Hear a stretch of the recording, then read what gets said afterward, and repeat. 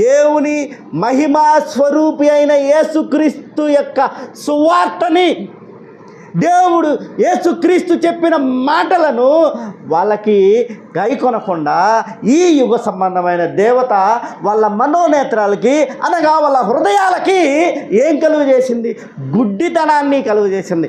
దేవుని మాటలను తీసుకోకుండా వద్దొద్దు, ఆయన అంతే చెప్తాడులే, ఆయన అంతే చెప్తాడు.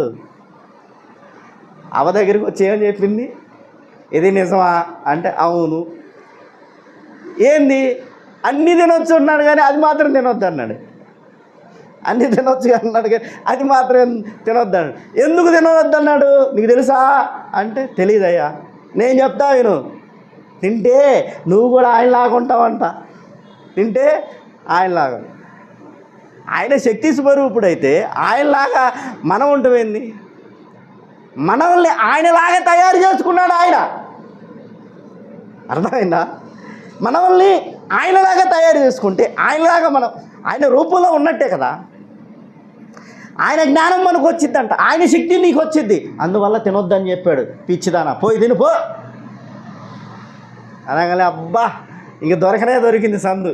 అప్పుడు దాకా మరి ఆ కోరిక ఉందో లేదో తెలియదు కానీ, మోషే భక్తుడు మనకి చెప్పలేదు కానీ, ఆ కోరిక ఉందో లేదో తెలియదు కానీ దొరికింది సందు అనుకుంది. పోయింది, లాక్కొని వచ్చింది. ఆమెతో పాటు పక్కన ఉన్న ఆయన కూడా లాక్కొని వెళ్ళింది. ఇది నేటి పరిశుద్ధుల స్థితిగతులు.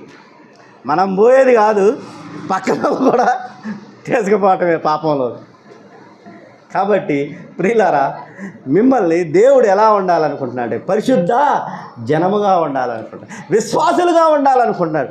పరిశుద్ధ జనముగా ఉంటే ఆయన మిమ్మల్ని ఆయన రాజ్యంలోకి తీసుకెళ్లాలని కోరిక ఆయనకి.